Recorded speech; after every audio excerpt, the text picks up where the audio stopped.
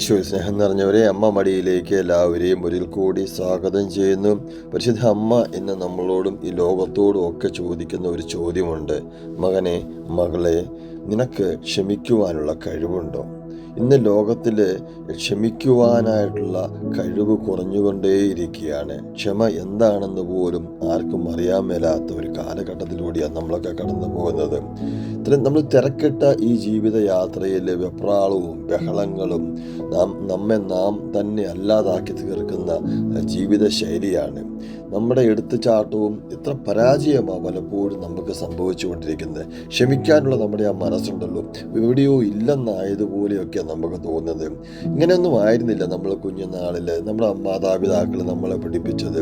മറ്റുള്ളവരെ ക്ഷമിക്കുവാൻ, സ്നേഹിക്കുവാൻ, മറ്റുള്ളവരെ ബഹുമാനിക്കുവാനൊക്കെ പഠിപ്പിച്ചിരുന്നൊരു കാലഘട്ടമുണ്ടായിരുന്നു.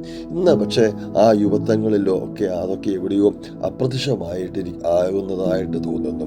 നമ്മളെ ക്ഷമിക്കാൻ പഠിക്കുമ്പോൾ ആ ക്ഷമയിലൂടെ നമ്മൾ നേടുന്നത് ഒത്തിരിയേറെ സ്നേഹവും ബഹുമാനവും ഒക്കെയാണ്. ഈശോ നമ്മളെ പഠിപ്പിച്ച് തന്നതല്ലേ. ആ കുരിശിൻ്റെ വഴിയിലൂടെ അത്രയേറെ പീഡിപ്പിക്കപ്പെട്ടിട്ടും ഒരു അനാവശ്യമായ ഒരു വാക്ക് പോലും പറയാതെ നിർവികാരനായി പിതാവിൻ്റെ ഇഷ്ടം നിറവേറട്ടെ എന്ന് പറഞ്ഞു നിന്ന നസ്രയനായ ഈശോവിനെ നമുക്ക് കാണുവാൻ സാധിക്കുകയില്ല. ഈശോ പറഞ്ഞു മത്തായി 6:14, മറ്റുള്ളവരോട് തെറ്റുകൾ നിങ്ങൾ ക്ഷമിക്കുമെങ്കിൽ സ്വർഗസ്ഥനായ നിങ്ങളുടെ പിതാവ് നിങ്ങളോട് ക്ഷമിക്കും.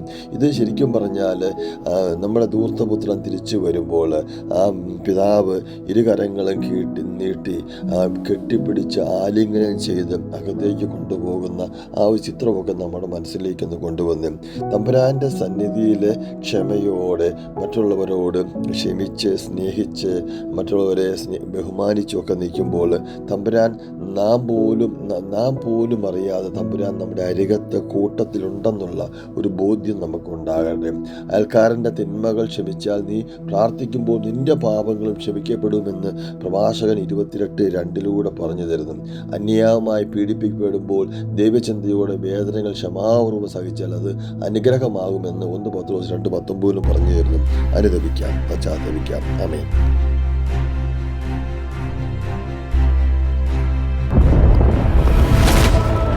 This is Sweet and Bitter Spiritual Program. Join with us and share to your friends.